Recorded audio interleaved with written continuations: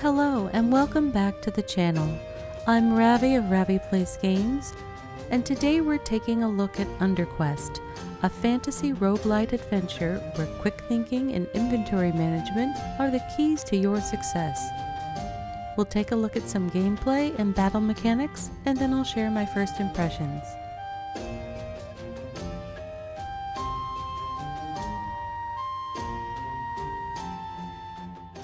First things first, we can choose from Story Mode for learning the gameplay and the story, Adventure Mode, intended for players that are new to this game but not to the genre, and Challenge Mode, which says it's hard and extremely intensive. I can't speak to that, as so far I've only played on the story setting. Players take the role of Tristan, a young knight who meets a talking chest that becomes his battle companion. Let's go through some of the initial gameplay and instructions. Tristan will perform auto attacks throughout combat, and with each attack, loot will appear into your inventory. Throughout combat, as well as when Tristan collects any loot from chests or breakable items throughout the dungeon, Milcifer collects and displays all of the collected loot in the right side of the UI panel. There will be spell fragments, gold coins, and equipment that appear in the inventory slots. Spell fragments can be combined into a variety of spells that are discovered by experimenting with different combinations.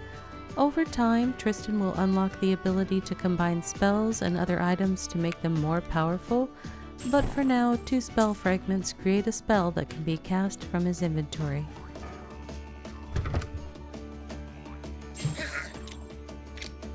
One piece of advice from the tutorial that I kept forgetting later on in the game was that I'm able to interrupt enemy abilities with a click, and basically break things like an ice block that's stopping me from battle. I would get so caught up in my inventory management and casting spells that I would forget to remove negative effects like that from myself during other combats. After the quick tutorial, we head out to the tavern and meet the gentleman who raised us as a child. Here we get some additional backstory before we get sent back into the dungeon to get to work clearing things out.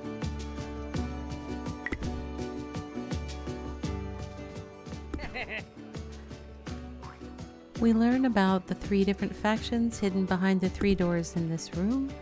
We're going to have to clear all of those out to get the items we need to unlock the final door in the room, the one off to the side that leads to the surface.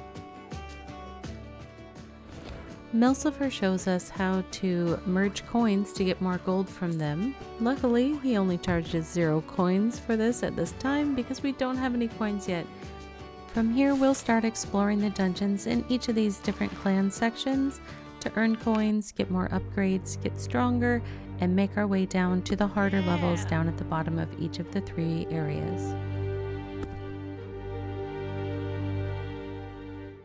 The dungeons are randomly generated, and as you progress through each section, you'll sometimes have to make a choice which door you want to choose. Generally, the doors are labeled with what you can expect as a reward for completing the room, as well as possible additional threats that you might encounter in the room, such as environmental damages that you'll need to deal with.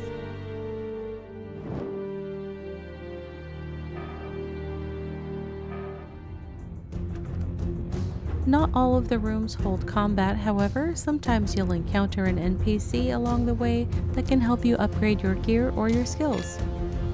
Combining 2 pieces of the same piece of equipment of the same quality will upgrade that item to the next tier. For example, combining 2 green armor gives you a blue armor.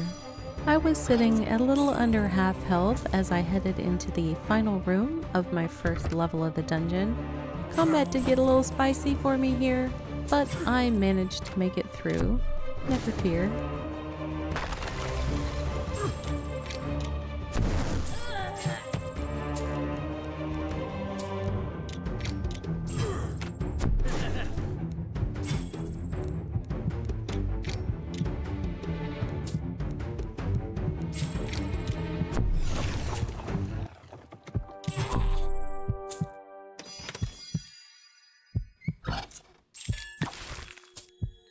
Well, mission accomplished. First step of the mission anyways. Now we'll gather our loot. We'll head back up to the tavern, see if we can purchase some upgrades, and do it all over again, working our way deeper and deeper down into the dungeons. Eventually I headed deep enough into the dungeon to take on some of the boss fights. Those were definitely challenging, especially when things would happen like the boss would board up my access to my inventory, which of course is the source of all of my spells, healing, items, and equipment. It definitely offered some additional levels of challenge.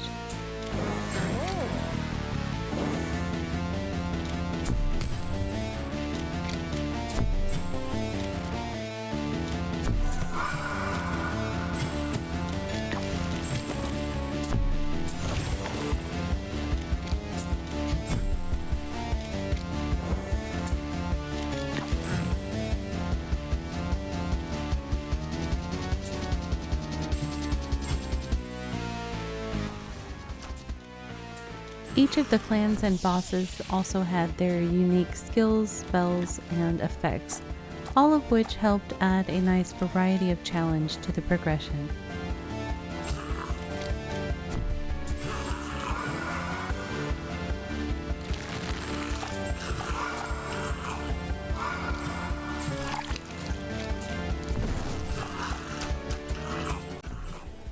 It's been a while since I have played a game with inventory-based combat. I had a fun time getting back into that style during my first look of UnderQuest. Even though I was playing on story mode, I did have some points where the action was going faster than I could keep up. Trying to combine and cast spells, use fragments to upgrade equipment, combine and cash out gold, and constantly keep space available for more incoming loot during the tougher battles was definitely a fun challenge. I completed the game on story mode, and I'm planning to at least go back and play on adventure mode. I'm not sure my hands are up for the challenge mode, but I may try it out just to see how wild it gets one of these days. I enjoyed the incremental difficulty of the levels as I progressed through the story. The art style of the game is simple with clear visuals for spell effects and items. The story felt a little muddled at times when referencing some of the past relationships, but the overall themes and aspects that tied to the dungeon progression were clear enough. I think UnderQuest is a solid entry in the inventory management roguelite category. Thank you for joining me in taking this first look at the game. I'll include a link to the game on Steam in the video description below. Let me know in the comments if you are looking forward to jumping into the dungeons of UnderQuest, or if you have another roguelite game you'd like to recommend for me to play here in the channel. Be sure to hit those like and subscribe buttons to let me know you enjoyed this video and would love to see more. Until next time, take care of yourself, be well. Bye for now from Ravvy at Ravvy Plays Games. See you soon!